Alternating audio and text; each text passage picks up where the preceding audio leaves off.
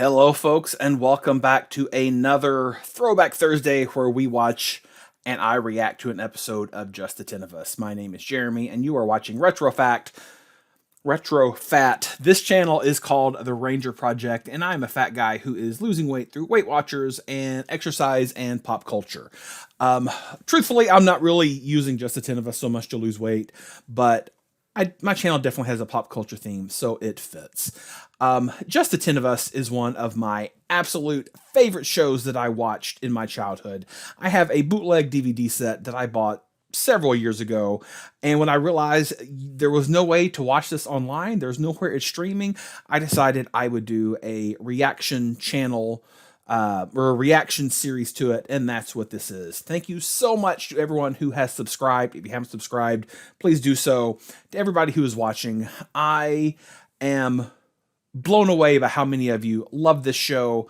I love reading your comments. I don't always respond to them, but I promise I read everyone. If you are new here, take a look in the comments. You're going to find a lot of cool feedback. I have some people who watch every episode who know a lot about the show. And there's some cool things to learn in there.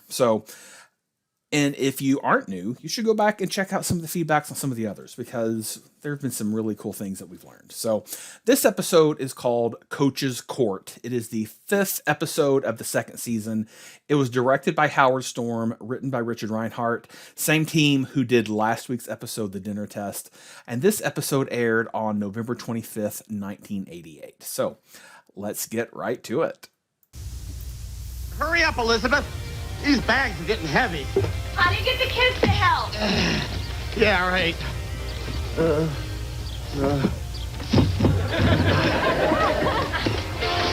Yes? Give your mom a hand at the car. Hey!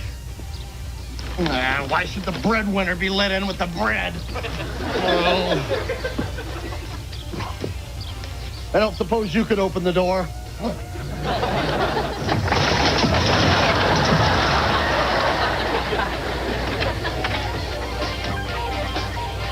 told you it's just the wind. Graham?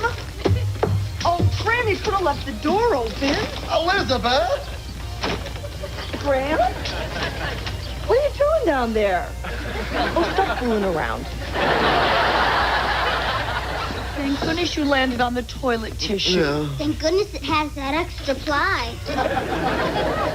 I know what you all are thinking. I did not break that railing. Oh, of course you didn't. I didn't. That railing could hold a ton. Honey, that doesn't matter. What matters is that you didn't hurt yourself. You don't seem to understand, Elizabeth. Somebody rigged that railing. Somebody knew I was going to lean on it. Somebody's out to get me. This railing was patched with goofy glue. Uh-huh. And they claim that'll hold the weight of an elephant. All right, we're going to get to the bottom of this. I want to know who, how, what, when, where, why, and how. I don't know anything. You felt compelled to announce that, did you? Well, one of you answer your father. I don't know who fixed it, but I broke it. You? In a fit of passion. What? Enough said. Marie, here's a free tip for you. Once you say a word like passion, you cannot remain silent. We're waiting, Marie. Well, there I was, minding my own business, when I saw JR about to beat up some poor kid. Okay, you push me again, kid, and I'll slap you silly. Chicken! Don't call me that. Glass I'm jaw. warning you, kid. Oh, yeah, and then Marie won't be here to hit Oh, well, who said I liked it? That's a lie.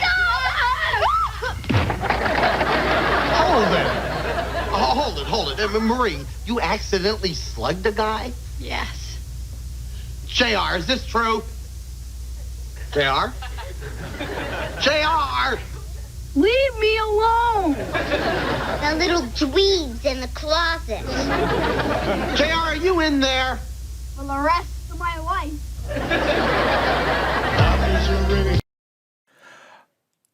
Somebody pointed out in the comments a few weeks ago, and this is really the first time I paid attention to it, Marie's glasses have changed. She's still kind of her, I don't want to say dowdy, but she's still her very mature, non traditional teen self, but the glasses are a definite improvement. And I think at this point, we've pretty well established who our characters are going to be. Like, there are no more big surprises coming. Marie started off mature, but a little quirky. And now she's still quirky, but in a very different way. She's very responsible. So, of course, Marie would immediately own up to having broken the railing. So, just a comment I wanted to make. And I know I can win it, 'cause I'm learning the rules of the game.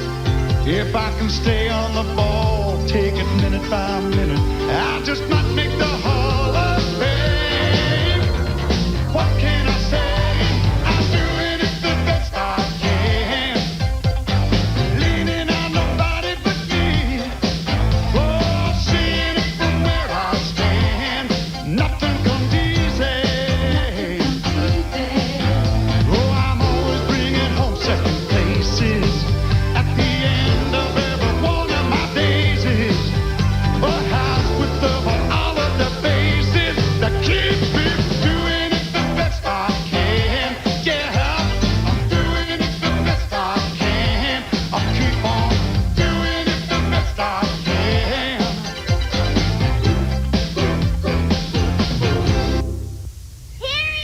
Hear ye! The Lubbock family court is now in session. The Honorable Graham T. Lubbock presiding. Those of you who have business in front of this court, stand and be recognized. You hear that, J.R.? Yeah. JR, come out of the closet. Never. Don't worry. Marie's out here to protect you. That is a joke that time has missed. If this happened even 10 years later, up to now, JR being in the closet would definitely have been the source of a lot more jokes. As usual. I don't want it to protect me anyway. Honey, you have a bag on your head. I ain't saying nothing. JR, on second thought, go back into the closet. Wise move, Your Honor. Graham, Coach's court was a cute idea in New York when the kids were little, but now don't you think we should treat them with a minimum of respect? That's what I'm doing. Just let me ask a couple questions before you get too into this courtroom stuff. All right, well, I got no problem with that. 5-minute recess. Good. Marie, honey, now, it's just not like you to be violent. I'm just not myself today. The carnal beast has been awakened. Oh, honey, don't you think that's a little bit of an overstatement? I wish it were, but today I discovered the mystical connection between sex and violence. Recess is over. That's okay. First of all, I love Elizabeth's reaction. I don't know if it was planned or not, but given Heather Langenkamp, who played Marie, given her role in Nightmare on Elm Street with Nancy, who had a very loaded relationship with Freddie. I mean, it wasn't sexual by any means, but there was definitely there was an element that was still there. You can really see it in New Nightmare. That's an especially funny joke. Brewski! You are out of order. All right, let's get to the bottom of this. Now, who knows what JR is hiding? I do. Take the stand. Okay. It all started in the chapel this morning. During confession, when Daddy brought his boxing team in. All right, listen up, you yahoos. Now, we got a big match tomorrow, and it's important that you get right with the big fella so you can pummel your opponents with a clear conscience. Oh, didn't you go into confession? I'm married. I answer to a higher power.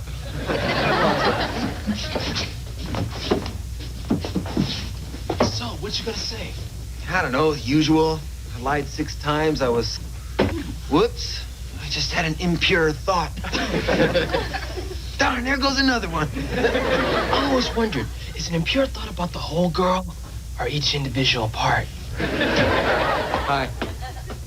Oh, God, what a tease. She wants me. Is that supposed to be a dirty remark? There's nothing dirty about sex, shrimp. That's my sister. So? You don't frighten me, you disgusting pieces of filth. You get him. Hey, yes, you're in big trouble now. I suppose I should do something. Should be up to school at noon in the gym without your friends. Check it. Big on. JR? Wait a minute. Tell him I swore my revenge. Tell him I almost tore this guy's head off. JR, honey, we do not recognize people in closets. Gee, it sure sounds like him. You know, maybe if we play our cards right, we can solve this JR problem. Wendy, do you have something to contribute? Well, I was in the hallway doing my usual, trying to be the best daughter in the whole wide world. Remember, honor thy father and thy mother. That's what works for me. Enough said. Wendy, I need some spiritual guidance. Again? Hold it. I love that there's even a nun kneeling before Wendy to soak up her wisdom. And I love even more that the show actually did this false memory narrative here. I'd like to point out that the penalty for perjury in this case would be living the lie. The answer to number 15 was honor thy father and thy mother. What would a question like that be doing on a religion test? Ooh, I love your jacket. Can I borrow it? It's yours. Do you like the shirts? Wendy, you cannot take this guy's clothes. Well, I didn't ask him for them. I just... Here. Do you like the pants? Ooh, well... Oh, no. Of course I don't. I've got a secret. I've got a secret. Oh, grow up. Bro, boobs. You sure you want to tell us your secret? This show and Growing Pains were probably the only, at least the ones that come to mind for me right now, in 1988, who would make jokes like that in a family show. There were certainly, risque-ish adult shows, but I mean, this was on Friday nights. It's hysterical. I'll tell you, but not Wendy. Good. The last thing I want to listen to is something an 8-year-old would find interesting.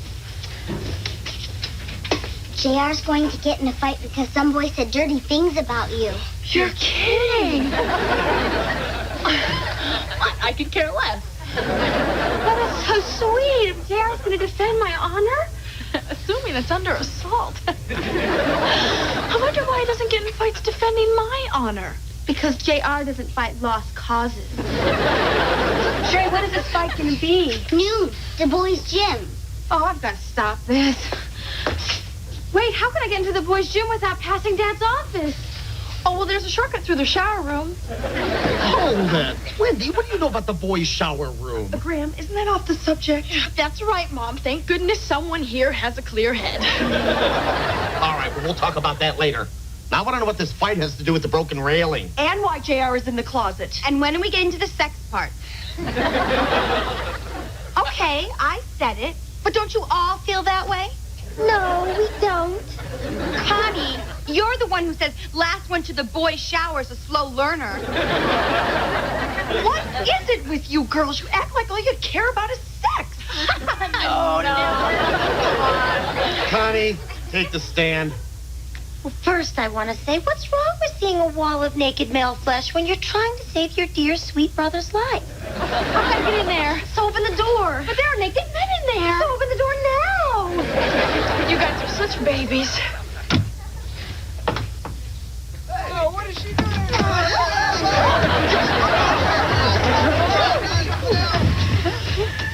Clear. So we went to the gym to stop the fight. Okay, listen up. I got something to say here.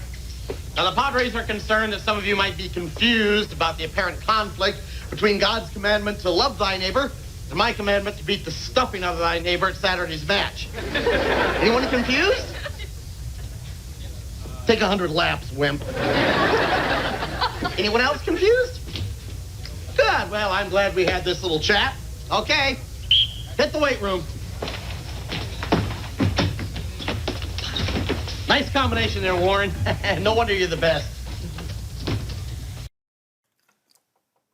Coach falls into that role that we so often see in pop culture of a teacher, or in this case, a coach as well, who teaches and coaches everything, whatever the story dictates.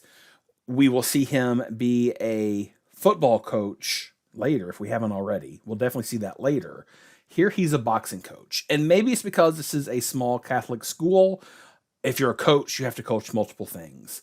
But as a former public school teacher, that just seems a little odd to me. Maybe someone who actually went to a small boarding school could weigh in the comments and say if this is realistic or just a pop culture, convention. And that's when we saw the guy JR was going to protect us from. Warren the Killer Wormington? The tenderizer? JR, it's a good thing you're in that closet. Oh, Graham. How did he kill JR? He's my best boxer. He hasn't had a glove laid on him in 2 years. To Marie. Look at him. He's a sweating, grunting animal. Yeah. You might think he's desirable, but I think he's a brute, a threat to all I hold dear. Yeah. Hey, Wormington.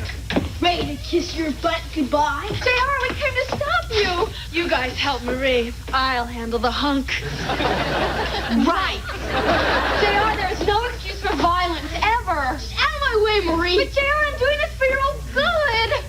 Please, please, as one human being to another, I appeal to you on behalf of my little teeny tiny brother. Hey! I beg you, sir, have a little compassion. He thought he was defending his beloved sister's honor. I mean, you would have done the same thing for your sister, for your mother, or for your dear, sweet grandmama.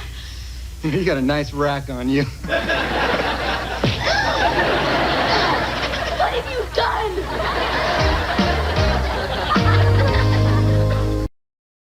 I want to point out that Connie was actually kissing this knocked out kid.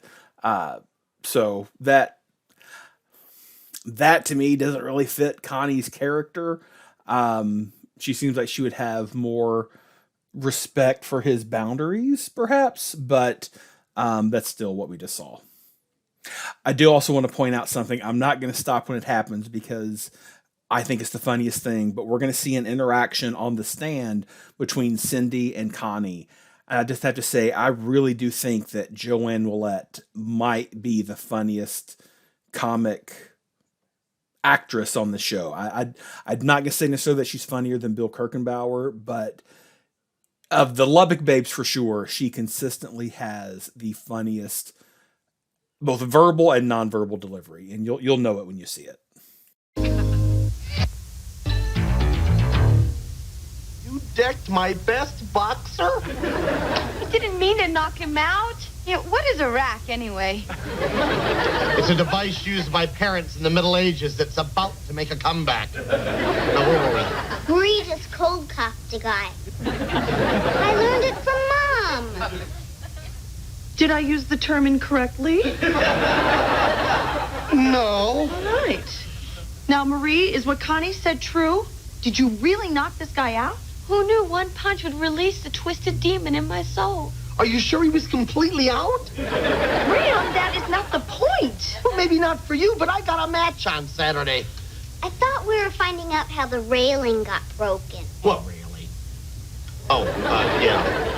Who else wants to testify? Hi. Yeah, well, this was going too fast anyway. Go ahead. Well, I was coming home from school. I really appreciate you buying me this sweater, Kevin. Gavin, don't worry about it. Check the pocket. I'm sure it's really, really, really expensive. I'm rich. Check the pocket. Okay. What's this? 2 tickets to Innsbruck for a ski weekend. Really? Oh, gee, I'm sorry. I'm not allowed to leave the country with a boy. But thanks for the expensive sweater. Huh? Cindy. Yes? Okay, I don't remember this, and that to me is really funny because later in one of the most popular Justice Invest episodes where they go to the Virgin Islands, we learn that Gavin actually is rich. I mean, he bought plane tickets. I never made the connection until like this very moment. And I'm curious if we're going to have any other elements in the show that point out that Dusler is in fact wealthy before he takes them to the Virgin Islands.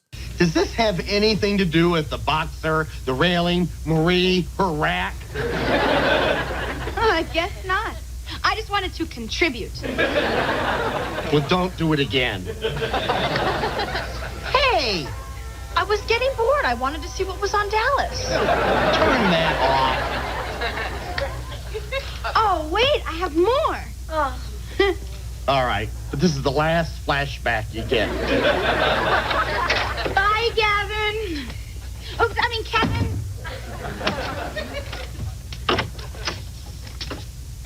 JR? Leave me alone. Okay. That's it. You mean JR has been in that closet since this afternoon? Yeah. But Dad saw him in there when he was leaving to go to the market. Well, honey, he does weird stuff like that all the time. It's not like he was doing his homework or anything. JR, are you okay in there, son? I'm sitting in a closet with my head in a paper bag. What do you think? Honey, please come out. I think all that time alone is getting to you. You know, the last time I came out, Marie humiliated me again. Right on the front porch. Graham, I'm worried about him. Oh, leave him alone. Now, Elizabeth, the kid was stuffed in the poor box and then had his sister beat up the guy who did it. We should be glad he doesn't pack up his bags and move to San Francisco. Come on, honey. Oh. And take that stinking bag off your head. Now, you were involved in that fight on the front porch? Tell us what happened when you came out of the closet. Well, sitting in there, a lot of things became clear. I mean, sure, Marie made me look like a total wiener, but she taught me something, too. Right, that violence just begets more violence. No, that Warren is a glass straw. This last time I knew I could take him. But what I didn't know is while I was preparing for a rematch, Marie was laying down with the enemy. Maybe I better just take the stand. You see, in a way, JR and I were both in closets. His physical, my metaphysical. I'm not lying. I slugged him and he was out cold. Our best boxer? Not anymore.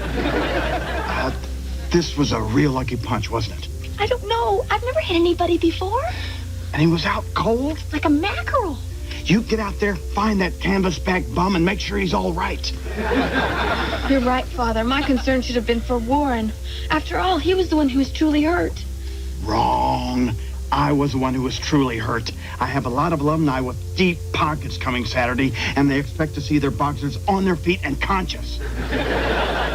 Well, get off your knees and get going. And if he's still out, for God's sake, don't slap him. So I followed Father Hargis' direction and rushed pell-mell to the boys' gym. Warren, tell me, how have I offended you? Let me count the ways. There is violence within me, and I am sore ashamed. You're right, you're right. Whoa, hang on a minute. That's not how it happened at all. How do you know? How do I know? I couldn't know, could I? Sorry I interrupted. No. Back on the stand, young lady. Fine, I'll tell you what I know, but I have nothing to be ashamed of, unlike Marie. While everyone else was worried about themselves, I was worried about Warren.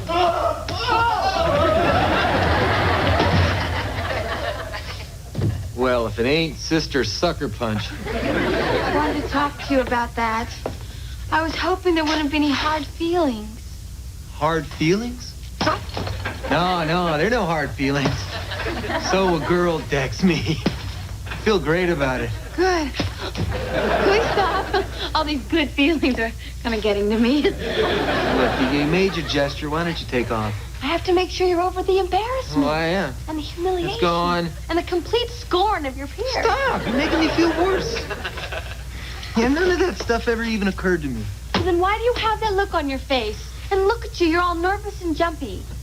And why is your chest bulging like that? It's not because I like you, if that's what you're thinking. I mean, a guy would have to be kind of sick to like a girl who hits him. Wouldn't he? Definitely. And no girl would want a guy like that to like her. Would she? Well, none I've ever met. Well, if you're okay, then I guess I can go. See ya. Hey, there are a lot of dangerous people around St. Augie's. It's all those suppressed desires. Right. I'd feel a lot safer if someone were to walk me home. Why don't you give me a minute? I'll change. No. I mean, I don't mind the sweat if you don't. Whoa. Imagine my surprise to find out that Marie likes a little salt with her beefcake. I'll come for you, Wendy. So I did what any sister would do. I followed them home. And after a few years in the ring, with a little bit of luck and no serious brain damage, I could spend the rest of my life as a greeter at a Las Vegas casino. Oh, it sounds lovely. Well, I got you home safe. Well, How about some lemonade? I'll go buy it. No, I mean, I can get it inside. Wait here. That's good, too.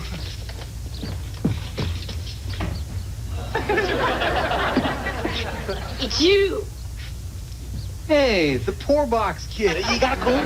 No, I was just coming to find you. Oh, yeah, we'll make it fast. I think I'm getting somewhere with your sister. That's over the line. Okay, you push me again, kid, and I'll slap you silly. Chicken. Don't call me that. Glass jaw. I'm warning you, kid. Oh, yeah, and then Marie won't be here to hit you. Oh, well, who said I liked it? That's a lie.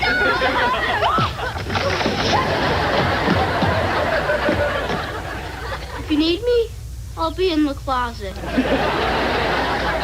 Warren, are you okay? Think I'm in love. And that's how the railing got broken. Oh. And I fixed it so no one would know. And I would have been in Fat City if you had. Hey, don't you say Fat City when you're talking to your father. Thank you, Elizabeth. All right, now let me get this straight. JR got in 2 fights with my best boxer and didn't get hurt. Then Marie decked him twice, and he's on the verge of proposing to her? Wait a minute. If this guy Warren likes to be slapped around by women, what's that make him? Well, it makes him a weirdo. And it doesn't matter if your sister beats him a weirdo. I'm back, and I'm bad. All right, clear the courtroom while the jury, your mother and I discuss punishment. Graham, I really don't think it's that bad. Bad. I think it's the funniest thing I've ever heard. All we wanted to do was find out how the railing got broken. Yeah. And then why JR was in the closet. Yeah. And then we find out that your best boxer is a masochistic wimp. That was the only serious part. Oh, so what do you think we should do? I mean, I really don't disagree with what they did. I mean, it was sure nice of JR to protect Marie, and it was nice of Marie to protect JR. Oh, but JR in the closet. As pleasant as it was. It proved to be trouble down the road. And then Marie's going to get the idea all guys like to be slapped around. Oh, which would be tragically wrong. Why can't we just wrap up our lives as easily as they do on TV?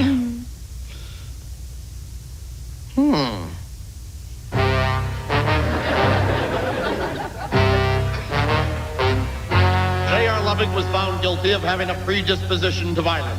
His monster makeup was confiscated, and he was sentenced to 18 hours of listening to his mother's Debbie Boone's Greatest Hits collection.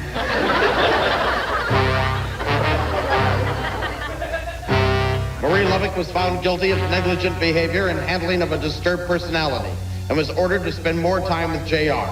Additionally, she was sent to church to ask forgiveness for her sins. Father Hargis sent her back.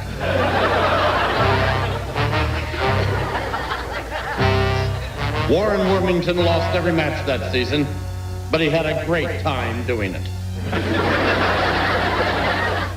For hormones from outer space, it's I Was a Teenage Sex Mutant on USA Up All Night, tomorrow at midnight.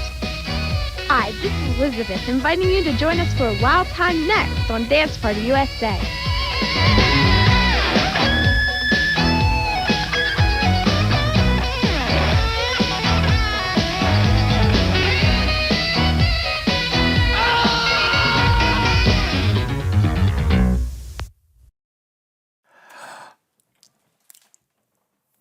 I enjoyed the Dragnet ending more today than I think I did in the past.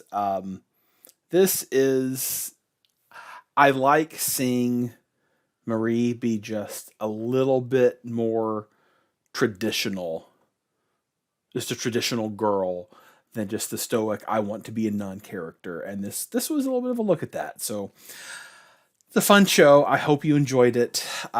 Next week, I think, is our Christmas episode. It's our only Christmas episode, sadly, but we'll celebrate Christmas in late April. So have a wonderful week, and I will see you next Thursday. Thanks for watching. If you haven't subscribed, please do so.